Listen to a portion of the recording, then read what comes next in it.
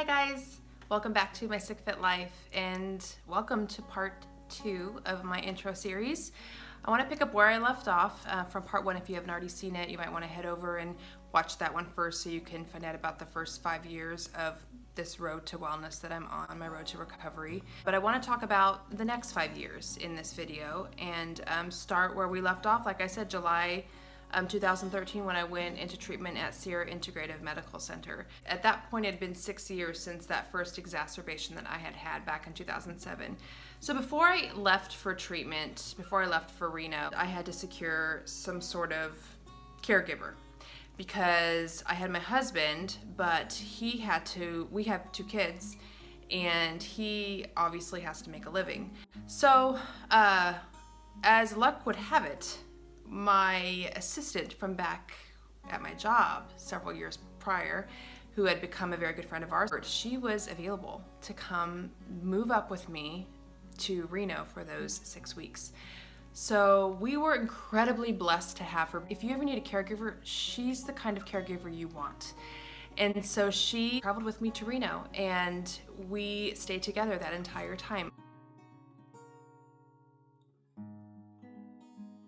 And going into it, I thought I was going to have to piece together a bunch of people to come and help me, and I never had to. She was there with me the whole time.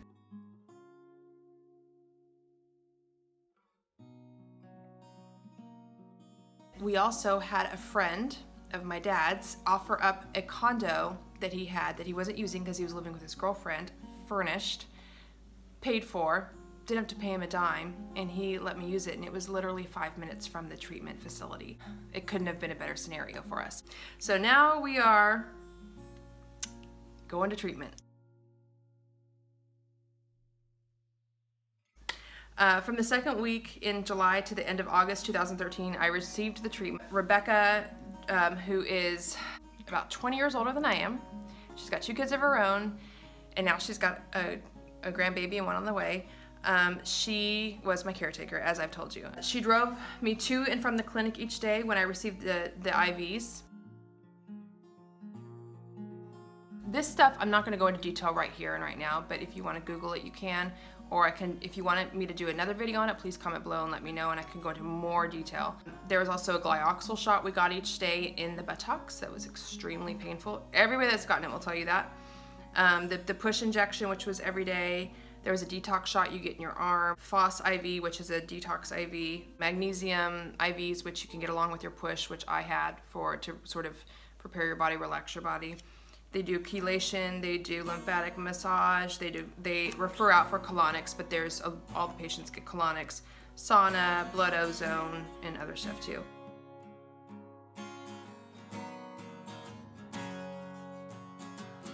In the beginning of that second week, I started receiving what the clinic refers to as the push injection. Dun dun dun.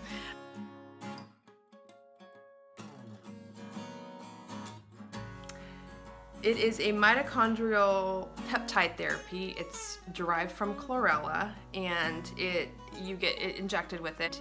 It induces a high fever about 20 to 40 minutes after you get it. My highest was 105, but I run low, so that was really high for me. My average was about 101, which is low for most people. But like if a healthy person went there, it would be higher. So 101 was my average, just because I run lower. So it induces this high fever, and within everybody, their symptoms with the fever are different. So mine were migraines, incredibly painful.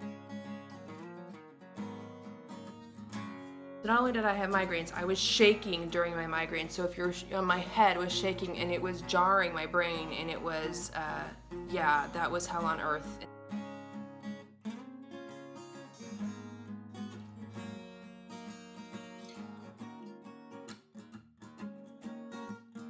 And I got it every day for 6 days.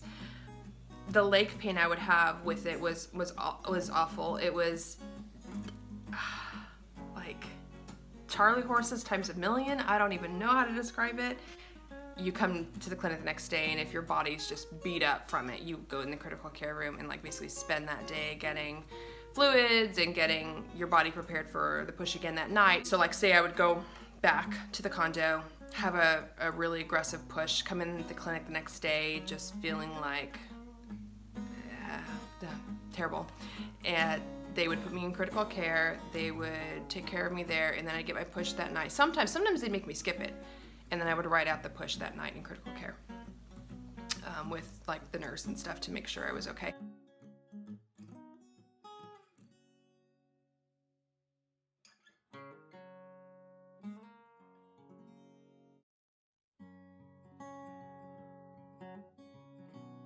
And a lot of times with that push, I would get Ativan like an hour or two into it to relax, because your body is so like working, your immune system is just turned up. I mean, the idea is to really activate your immune system so it comes out looking for the Lyme disease. But the average day at the clinic, I would get there at 8 and then I would leave. I'd get my push and I would leave around between 2 and 3. Around 3 usually. You'd have to keep your fever up for 4 hours. So you want to keep your immune system rocking and rolling for 4 hours to really hunt down and look for the spirochete Lyme bacteria and just slay it. I mean, you just want your immune system to just be on the hunt for it and slay as much as it possibly can during that time where your fever is up. The Lyme bacteria cannot live in hot places, so it draws it out. So if it's like burrowed itself in your cells and in all areas of your body and your organs, it can't live, it can't survive in that heat, so it pulls it out into your bloodstream, and then your immune system just gets it. So that's sort of the idea of why you get the push and why you have to keep that fever up for at least 4 hours. They call it shake and bake. So for the first 2 hours, I would shake like crazy with the chills. I mean, I'd be freezing cold. I mean, there is no fever that's colder, chills that are colder than a push. I mean, I've never had anything like that before. You can't get enough warm blankets on you with that. And then you'd sweat. You just sweat and you just get it all out.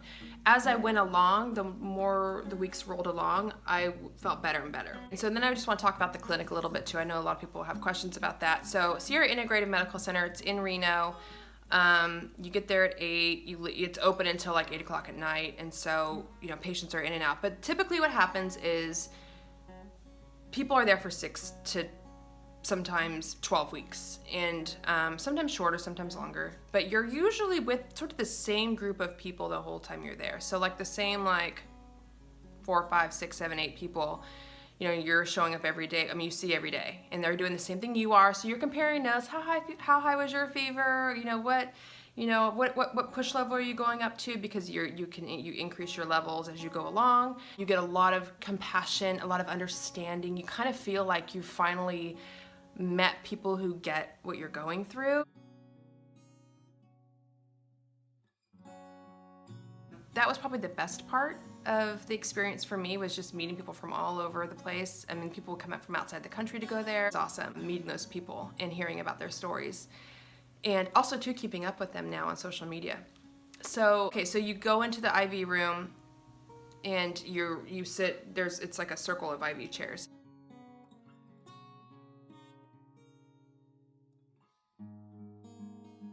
And everybody sits in their chairs, and it's like reclining chairs. And the staff, they go one by one, and they set everybody up with their IVs and they do their shots and everything one by one, and then you just sit there. And a lot of the IVs take hours, so you're just sitting there, you're talking, you're reading, you're on your computer a lot of people are working. And then get a break for lunch. And then the staff, there's a main technician that works, like a phlebotomist that works in the IV room. Shout out to Alan if you're still there. Hi, Alan. And then Nurse Charlie was in critical care. I don't think he's there anymore. He was amazing. He was really great. And then there's everybody has their own station. So there's another nurse that does glyoxal shots. There's the front desk people. There's other people that do testing. So that's sort of how it's set up. And it's all, from what I understand, they're all kind of belong to the same family. Or they're all related. I'm not sure. So anyway, before I left the clinic, I got another dark field exam, which is the one where they look at your blood, which you saw in my first video. And my dark field was clear. It was clean. So I had cleaned up my blood and it was gone. I mean, it was considered gone. The pain was way down. There were days where I wasn't in pain at all and on no pain medication, and the weakness had vastly improved. Like, I had lost my limp. I wasn't limping anymore, and I wasn't needing to be in a wheelchair anymore. I was a hard 50% better. It was funny because when I was at the clinic, that was the first chance Mark got to actually get work done. And our daughter was in preschool at the time, and so while she was in preschool, instead of taking care of me and doing things around the house, he was able to actually work. And our income in his business, while I was gone for that 6 weeks, he was able to turn it around. And we were actually able to, actually pay for all of the rest of the treatment on our own cash, which is crazy to me. And that was kind of the beginning of us turning our financial picture around. But to go along with that, Becca and I were we were wrapping up my stay in Reno. We were sitting in the condo on the couch, and I was like, how am I gonna go home and do all of my life without you? The stress and the busyness, and I don't want to take away from Mark working now, and I'm just going to go back and he's going to come back to having to take care of me. I'm only 50% better, and if I try to drive myself into the ground, I'm going to get worse. What am I going to do? And that's when I talked to Mark, and it was his idea, I believe, to hire her. We just decided, let's just try. Let's just see if we can keep her. The longer we had Becca, the more he could work, and the better we were off financially. So we were actually she was an investment. Having her around allowed for us to pay her, what she needed, and also make enough money to support ourselves, our home, our household. So she was with us, grand total, from August of 2013 till October of 2015, and it was the best decision we have ever made for our family, was hiring her.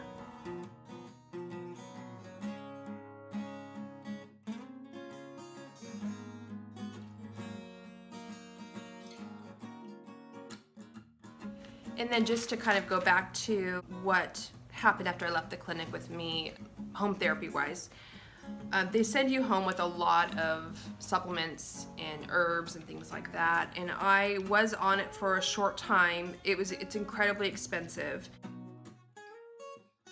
I think it did help a little bit, but it did make me very sick. There was constant detoxing involved, which was good. It's just that I was sick around the clock. We eventually made the decision to stop doing the home therapy from the clinic and to go on my doctor's protocol, who I mentioned in my first video. But in addition to doing my doctor's protocol, which is just a variety of supplements and vitamins and things and very little medication, I was detoxing all the time. We bought an infrared sauna for the house, like a portable one. I did that. Juicing daily, lymphatic massage weekly. I ate exclusively organic and non-GMO food. I took detox baths constantly. The pain did come back, but never as bad as it was before. But as far as getting my life back, I could shower and get dressed and spend more time on my feet than I had done in years. I mean, that was the one thing that I think treatment gave me. It just gave me more mobility.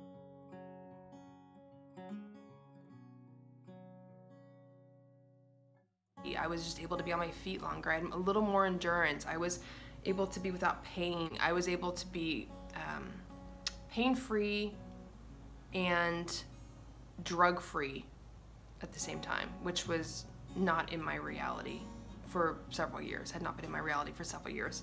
Over time, I was able to do more, but my endurance still suffered some. If I had evening plans, I had to sleep, all day long to prepare for my evening plans. And conversely, if I had morning plans, I would do that, and then I'd have to sleep the rest of the day. And sometimes it went into the next day. That's sort of, how I would get the stuff done. I would just have to schedule in rest periods, lots of scheduled in rest. But I was able to do more. I remember during that time very clearly wanting to be off all medication. I didn't want to be on pharmaceuticals. I didn't want to be dependent on them. But I also desperately, desperately wanted a quality of life.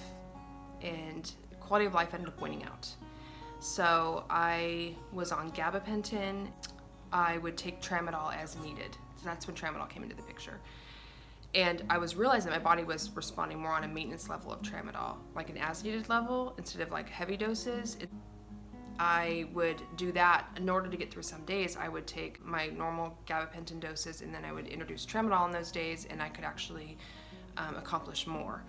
So that's the combo that I took on like busy days. As I'm doing that, I'm not just doing that, I'm trying lots of other things too. And we had Becca here, so it was nice because it literally removed any extra stress that I had or worries that I had about things I needed to do. She had all that taken care of for me, so I could really exclusively focus on getting well. It was nice because I actually made it my full-time job to get well.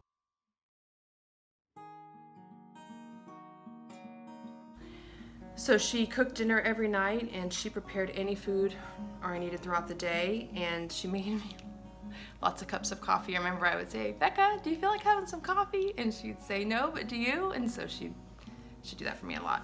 I miss her.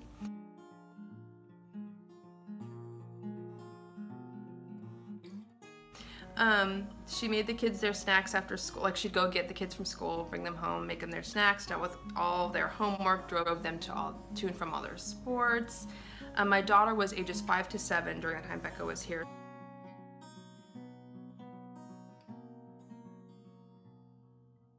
So she got her bathed every night, and made sure that my son took a shower every day. He was like in 5th, 6th grade, so you know, boys. She did laundry every single day. Every single day. No one does laundry like Becca. She was like, laundry was my nemesis, as I told you, and she it was awesome because like she slaughtered our laundry all the time. It was gone. We never had anything in our laundry baskets. She cleaned our bathrooms every day. She was germaphobe, so she cleaned our bathrooms every day. Our floors were every day. The kitchen was done, you know, dusted. Everything was dusted. Anything we needed, she was just there to help.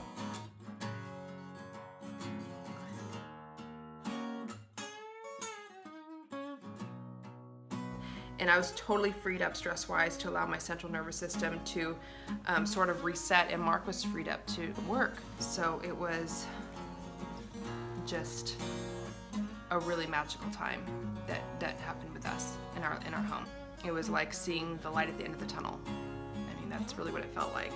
I will tell you that having her for those 2 years was, as much as it was a necessity, it was just as much a luxury, and I fully recognize that, and I fully get how incredibly fortunate we were to have had her.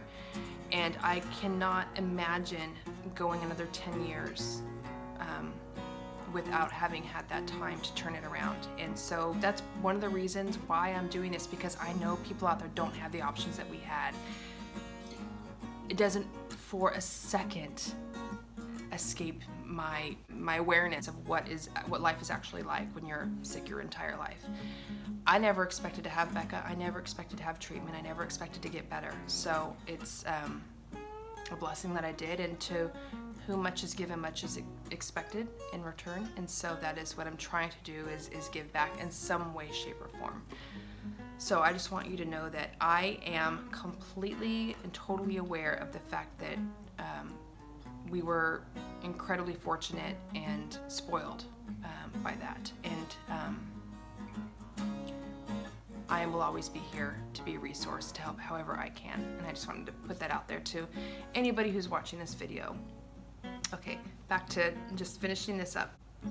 In the fall of 2015, Becca had to get a job with the state. And it was time. You know, I had started doing so much better, and you know, she needed to start focusing on her retirement. She needed health insurance, and so she left. That's when I had to get really serious about starting a medication regimen on a maintenance level and get really strict with my energy output. Like, I had to be on my game. I could not waste energy. I could not waste time. I started to take tramadol on a scheduled basis. So I got the clearance from my doctors to start taking it on a scheduled basis. So 50 milligrams of tramadol twice daily and 300 milligrams of gabapentin 3 times daily, for those of you who are wondering. I stayed on top of everything at home with just taking those medications and my vitamins and supplements, which are something I'm going to discuss in a different video, what I take there. was able to take care of everything at home, but I had absolutely nothing in my tank left over. I mean, literally, that's all it did for me. Was it was able to let me fulfill my minimum obligations to my family and my home. I still had to take a nap every day. Fatigue did remain one of my biggest obstacles, that and cognitive function. I did have more good days than bad days. I had to literally budget my energy like money. So if I only had so much energy and I had like this many obligations, then I only had this much left to spend. And so I had to be really careful with where I spent it and who I spent it with too, you know. I did go to see a doctor who was affiliated with Stanford at the chronic fatigue clinic in spring of 2016 for what, I forget what led us down this road to believing that I had some leaky gut issues going on that were contributing to my fatigue. And so we went to go see this doctor down there, and that's when I got the SIBO test, the small intestinal bacterial overgrowth test. That like it measures your hydrogen, I want to say. I will put an edit in there if that's wrong. In your breath, it's a breath test.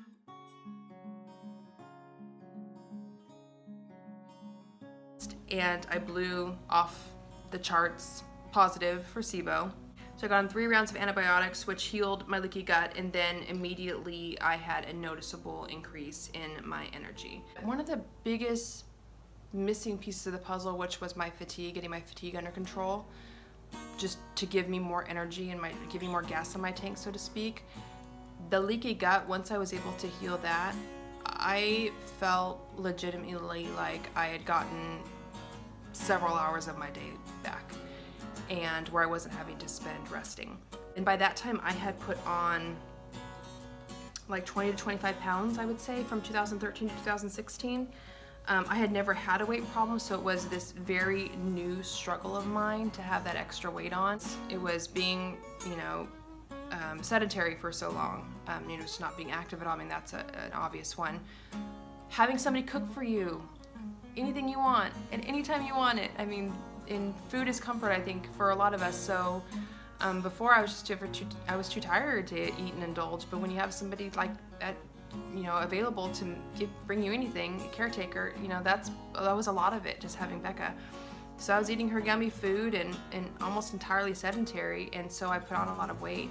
That and age too. So that was a new struggle of mine, and I had to then start thinking about, with this increase in energy, what could I do to work to get the weight off, and to, you know, was I capable of exercising? What could I do? What were my options? So that's what brought me to the next chapter, which was my weight loss journey. So that started in July of 2016. Yep. So that was 3 years after treatment that I went ahead and took control of my weight. So that is going to be in video number 3. And I'm going to wrap up this one now. If you guys have any questions on anything we covered in this video regarding treatment, regarding any of my symptoms, any of that, please leave them down below. A lot of what I sort of brushed through, I can cover more specifically in separate videos. If you feel like I brushed through something that you want me to cover more specifically, go ahead and leave me a comment and hit that like button so I kind of know I'm on the right track with you. Please stay tuned for the 3rd video that will be coming at you very shortly, and that's the video I will be talking about my weight loss journey and my plans for 2018 and going forward. Thank you guys so much for watching, and I will see you soon. Bye.